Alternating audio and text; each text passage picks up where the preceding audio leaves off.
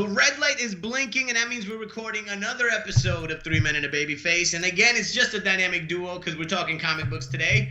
And we last week talked about Logan. We've talked about Logan 2 weeks in a row. So this week, still we're riding high on that Logan train, the movie that Neo hates so much that he decided we need to do a top 5 superhero movies. Neo, let's try to make this short and sweet.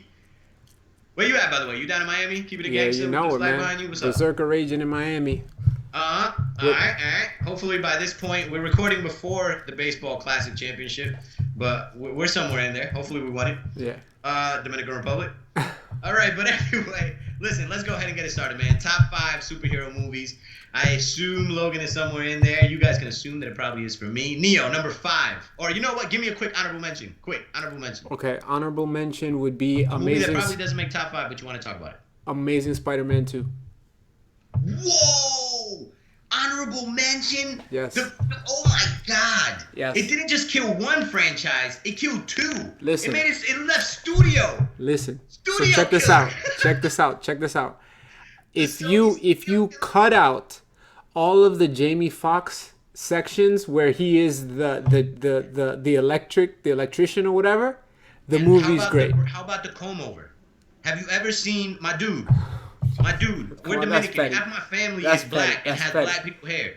You can't do a comb over with that kind of hair, like Sony. You don't understand how hair works? Like, get an ethnic person in the studio to look at this shit. You can't comb over that shit. I thought that I really liked Andrew Garfield as Spider-Man. I thought he had the charisma. I liked is it Emma Watson? Is that her name? Is that Emma? Yep. I liked her as Gwen Stacy. But here's the thing, though. Both of those exist in part 1. Yeah, but You're let me talking about finish. Spider-Man 2. Let me finish. Okay, go on. This is an honorable mention. Make it quick. I like Electro as a villain. Electro, not okay. Hold on, ready? Electro, Electro. Okay, I like Electro, not Jamie Foxx. I like Electro. But they're the same thing. No. Okay, you know what it is? It's like saying I hate Clark Kent, but I like Superman. Okay. And then... All right. Anyway, that was a dishonorable mention. Here, this is what I'll say about that is the first Amazing Spider-Man was one of those things where I left the movie and I was like, damn, that was really good, but why? Like, why did they even make this? I remember leaving there and being like, I don't even need this. I think I would have rather had a 4 of the last, no. But that I will one I agree could... that there was nothing that Garfunkel... It wasn't up to Garfunkel. It wasn't his fault. You know what I mean? The fact that this shit ended had nothing to do with Garfield, not Garfield. Yeah. With Garfield, nothing to do with it. He fucking killed it. My honorable mention is probably gonna be Guardians of the Galaxy. I think a lot of people put Guardians of the Galaxy in their top 5. I know some people that put it as their number 1. To me, it's just an honorable mention because I think that when it comes to fun, that movie was fun as fuck. But you already know that I hate the plot holes in it. I hate the ending.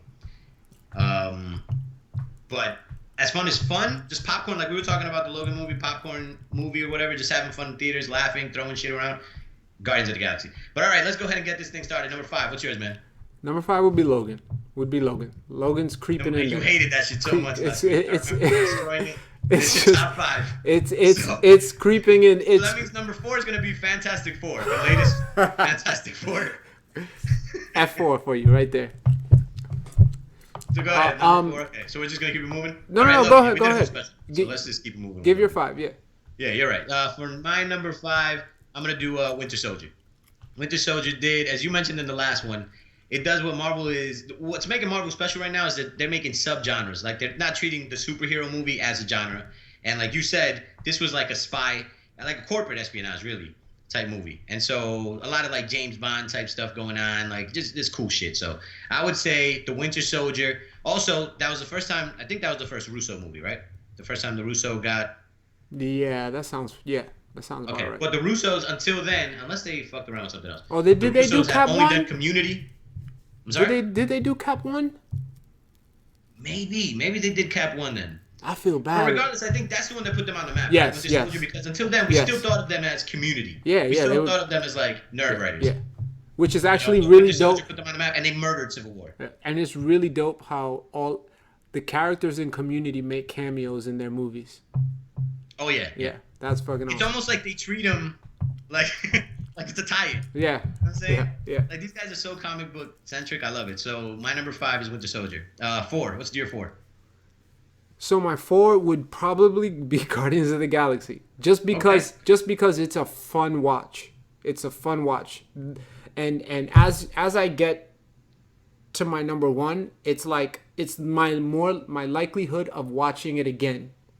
I see. Okay. I see where You you're know what I going. mean? Because that's how I You. define a movie. If I go and it's on the TV, and I watch it, it's really, I consider it good. I got what you're saying. All right, now I'm starting to make sense of your Logan critique.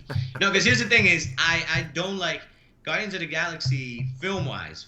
And all right, to you guys, we're video game guys, but I do indie films and I have a minor in theater. I care about that. I might see it a little differently, but Guardians has big loopholes, and I hate the ending. The ending almost ruins the movie for me. I hate that we have this great villain like Ronin. You know what I'm saying? Who is a disciple of Thanos, got the hammer and the pop, and you trick him by doing a dance off. It almost minimalizes everything that's happened beforehand. Like, but you know what the thing is? You know what the thing is though? What got you to that point? Because Guardians of the Galaxy is, I wouldn't say a comedy, but it's just a fun movie. Yeah, it's it like is a comedy. It's like you're looking for like seriousness at that moment, and it's yeah, like you're right. It is a comedy. Good. It is a comedy, but I don't think that the pinnacle of the movie, the climax, should be a joke. You know what I'm saying? I think that point we should take it serious because listen, all the murdering and all the Star Wars type fight that had happened in the air was serious, and so some people have said it's a comedy. I would say that this was the first cosmic movie. So this was like them getting close to a Star Wars type in the Marvel universe. But okay, that's your number 4. So I'll do 4 and 3 just to do the snake skin thing. The snake draft. For number 4, I will go with, it probably would be Avengers, the first one. But I'm going to skip over that one because Civil War 2, everything I loved about Avengers, Civil War 2 did better. And we talked about the Russo brothers. They were number 5. Damn, they did number 4 too. The thing is, they played with the characters in Civil War 2 like action figures. I felt like it would be me and you if we had if we had the vision and we had the set of an airplane. You know, this is what it would look like. Yeah. I'd be like, yeah, but what if the Vision came in and blew up your airplane? And you'd be like, well, then Giant Man would grow up and we'd be giant. And they got to do it with real actors, and you can tell that they love comics. It's genuine. It's authentic. Civil War 2 is like... Well, Civil War, yeah. It's what you see when you're a little kid that superhero cartoons used to be like, except you got to see it in person. So again, that movie has plot holes. That movie has... None of that matters because it's overwhelmed by for sure. the visuals. Yes, agreed. All the one-on-ones, and especially the 6-on-6s. I mean, it is absurd. I don't need to go on. Everybody loves that movie. You're crazy if you don't. And then for number 3, now things get a little serious. For number 3, it's Batman Begins. Batman Begins... because Nolan put his stamp on the movie, the cinematography, the colors. He made it really serious. And he did something that when you watch superhero movies up to that point, you would always, every time you saw something silly, you'd go, well, it's a comic book movie. You know, so if you see the Joker get on stage with white face paint and purple lipstick, you go, yeah, it's comic book. It makes sense. Yeah, the Penguin rides around in his giant rubber ducky. This is a comic book movie. You just deal with it. Nolan made everything serious. He almost made it realistic. He almost made it so that we believed that the only thing this guy could do was become a vigilante. Yeah. They explained everything. Like, hey, how did you guys make the suit? We're going to have to order 30,000 of these little triangles so that we can make your 2 ears. And we're going to have to ship it through 2 different fake companies just so that this is never traced back here. He didn't have to do that. It was deep rooted in realism. Like I think his goal was to say, how would I portray Batman if he existed today? You know what I mean? Like in real life. I remember when after that movie came out, they started the how rich do you have to be Batman? You know what I mean? That's like, right. Yeah, you know. Yeah. No, the thing too is like I felt like he said this is a superhero movie, but that doesn't mean I can't treat it like a real film. Yeah. Like I'm gonna treat this like anything else that I've done, Memento and anything he's done up to that point. Except he had to do it with his favorite character growing up. So I mean, godly movie. I love Batman Begins. That's number 3. So I gave you 4 and 3. How about number 3 and 2? All right. So my number 3. Okay. if I was a DJ or MC, I'd be like, Flex, drop bombs. Uh-oh. Amazing Spider-Man. Well, Batman versus Superman. Oh. Listen. Okay. I will stay firm and solid in saying that the Batman BVS, the extended edition, the first, I think it's like almost 3 hours, but let's just say the first hour and 15 minutes is terrible. The second hour and 15 minutes. Can I address that? Because I've heard you say that to me a bunch of times, and I do not agree with Listen, you. the second. I don't actually think that I'm agreeing with you. The second. I actually think that the Batman, would you call that a prelude? The Batman part of it, I loved it. I loved that we didn't have to see his parents die. They did it during the credits. Like, you just saw pearls drop. And I liked him running through the city because there's that scene when he picks up the girl. The building's just exploded. His building, where his coworkers have all died. He picks up the girl, and you can tell that he's sad by what's happened. And then Superman, and they fly through the air, and you see it in his face, and he's like, "This is an alien problem. Look at what these fuckers are doing." Yeah, I think it sets. Don't get me wrong. Great. That's so good. I actually think that was great. That's the first half has its parts, but the problem is, I think that the first half drags on. It drags on way too long, right? I think when Superman, like the explosion at City Hall or whatever, and then Superman flies away, at that halfway point, right? That's when the movie becomes amazing. And I would say that the movie from there on may be on par with Civil War. I thought that it was just amazing. I saw once the ball started rolling, the movie was just great. I like Batman. See, I think this is what I'll agree with you on, is that a lot of what happens in the second half is the action. All the action parts of it are great. I mean, I like when Batman's wearing his Superman tank armor or whatever. That fight was solid. But I think we wanted more than one of those. Listen. You know what I'm saying? Like, I think I was disappointed in only getting to see that once. Listen, the strength of BVS and Batfleck is the only reason I went to go see Suicide Squad, because they said there was a Batman cameo. That's the only reason. Listen, Batfleck was fine. Batfleck was fine, because there's a part there when they call back the beginning of it. He calls back to Dark Knight. Yeah. You know, when you see him shoot the Batarang and it takes him a minute to shoot up like fucking 3 floors or whatever. Anyway, but the action just doesn't. Like I was saying before, sometimes the action can overwhelm the flaws in the movie. There are too many things that just come out of left field. Man. Remember, my the Neo scale is different, right? If I can go and skip to the halfway point and replay and watch that movie 15 times. And I will say this, is that I think I said this when I reviewed the movie, because I think I've talked about how much it sucks so much that people think I hate the movie. The very first time I saw it, I said it's definitely not as bad as people have said it.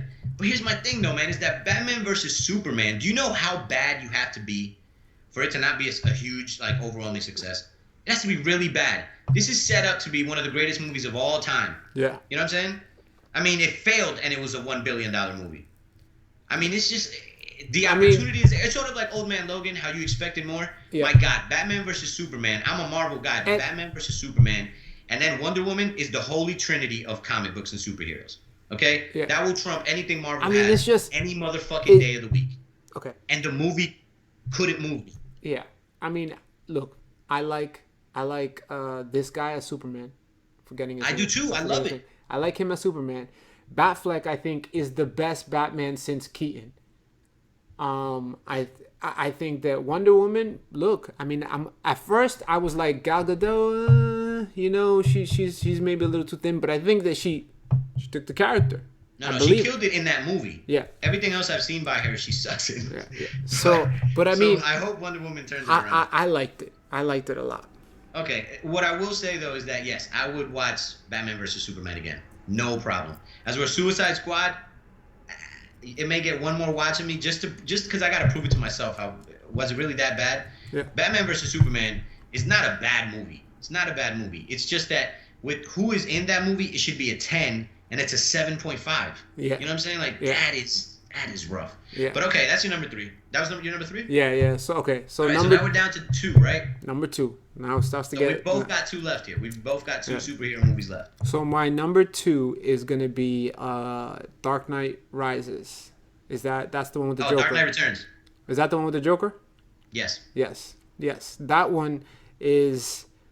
I can watch that movie at any point. I'll watch. That's the kind of movie where it literally there's 10 minutes left to the movie. I'll still watch it.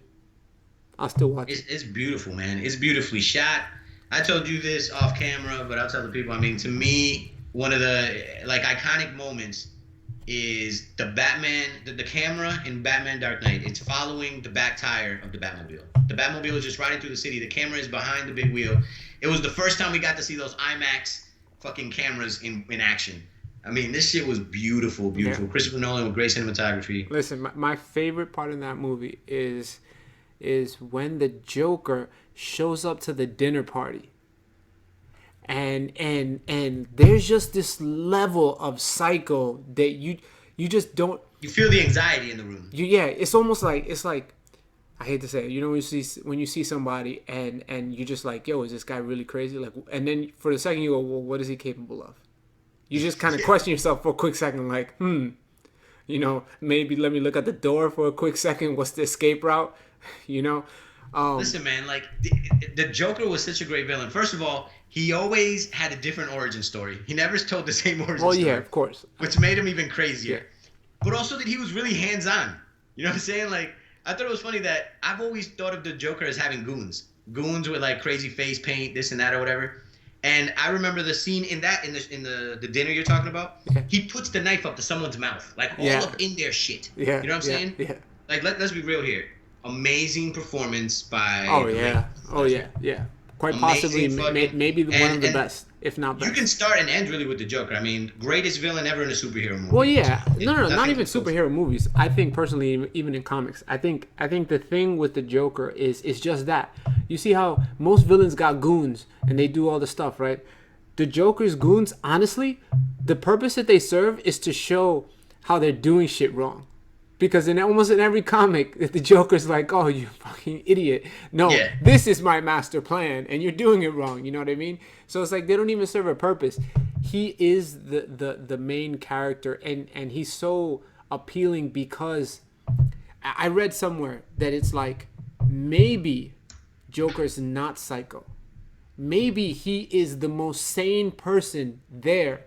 And the fact that these things happen...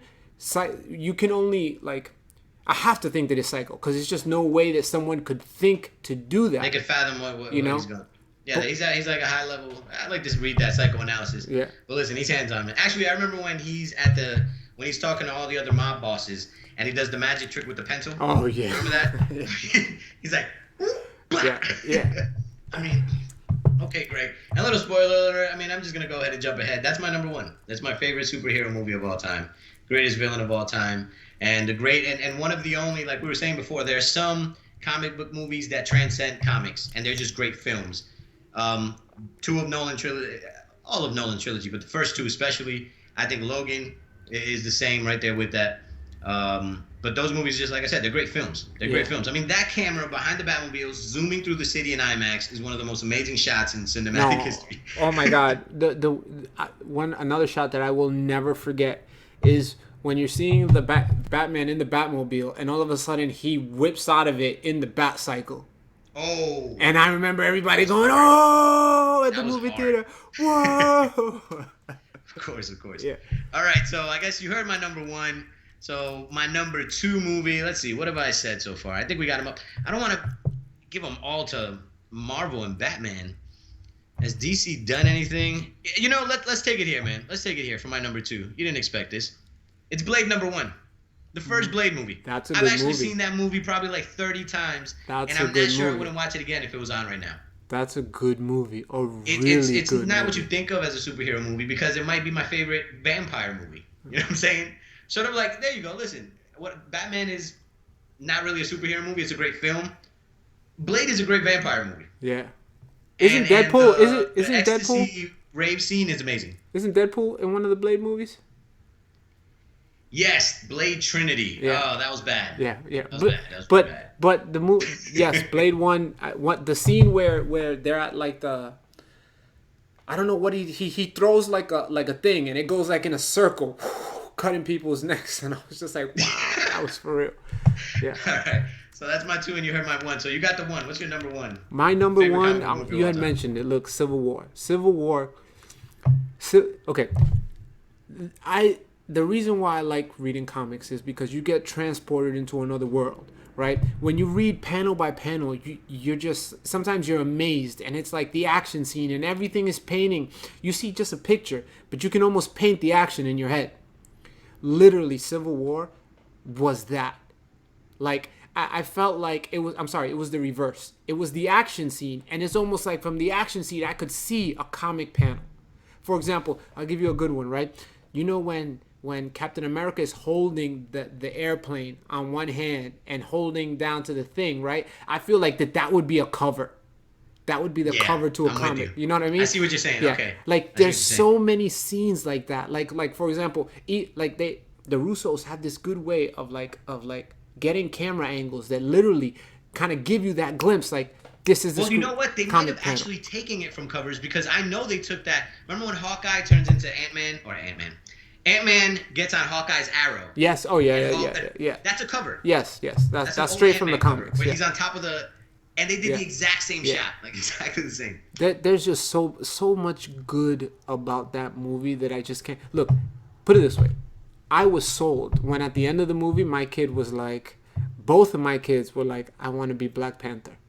I want to be Black Panther. Like Black Panther was just so badass because he's just badass. You know what I mean? Yeah. Like the scene. Okay, first off, I mean, so many nuggets, right? When the plane, they're shooting at him and the bullets are just popping off, right? Yeah. Or not just that, like the chase scene down, like in the. He's as fast as a car. That was just, it was just amazing. It literally was comic book pages come to life. Here you go. You know, let me write off all those that you just said. I'm just gonna feed off what you're saying. You're right about that running through the highway. You know what the running through the highway reminded me is that these guys are superheroes. You know what I'm saying? Like these aren't guys that have like really good skills. Yeah. You know what I'm saying? Like sometimes we forget that. Yeah. And it's like, no, these motherfuckers are as fast as cars, like with no problem, and they jump out of moving cars and shit. You know what I'm saying? Like the Russos are very aware.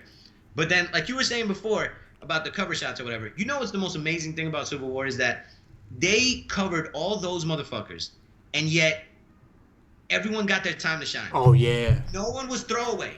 No one was throwaway. Even Ant-Man, who's only in the movie for 10 minutes, he hops out of the van, and he has his little jokes with Falcon and Captain America right off the bat. He has 5 lines, and they hit. Yes. I cracked up. Next time I see him, he's Giant Man, you know, lifting airplanes and shit. Great, man. Yeah. You get Spider-Man, you get to see his aunt, you get a little bit of interaction with him, and like, I gotta do homework, shit like that. Yeah.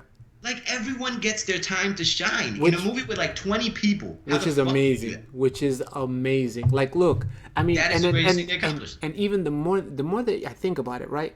Like, Scarlet Witch, right? She had her time. She had her reason to be in the movie, right? You had Vision. And also, weren't you afraid? The whole time I'm thinking, how is this gonna happen with the Vision and Scarlet Witch in this fight? Like they are on other level type shit. Listen, and it made sense. And it made sense. It made perfect sense. Like I was like, shit. You know. Once again, here's another thing. Like just another example. What Scarlet Witch does to the Vision, straight out of a comic. I would read. You would get panel of him going underneath level. You know, another. And listen, let's nerd out. He was making dinner for her and doing all the things that you're like, oh, these two are gonna get together. You know what I'm saying? Like that's nerd stuff. Like us nerds know that they're a couple in the comics. You know what I mean? Like it's off and on with them. So when you see that, no one else gets that. Yeah. But that just shows you the Russos, they get it, and they hit every fucking beat, man. Just so you can't argue with that. I mean, the only ones that I could really put ahead of that are the Nolan trilogy. Yeah. You know, like Civil War is godly. But all right, man. I think you guys heard it. I am strong on the Batman trilogy. Neo loved Logan. Absolutely loved it. His number 5 movie of all time. His number 5 superhero movie. But anyway, I hope you guys enjoyed it. If you liked what you saw, go ahead and like the video. If you want to see more about it, make sure you subscribe. Maybe next time we should do, you know what I think we should cover next time? Stay tuned is, how the hell are we going to fix the DC entertainment universe? Let's see if we can fix DCEU. That's next. Stay tuned, guys. You get the Berlantes to jump in. It's going to take more than one episode.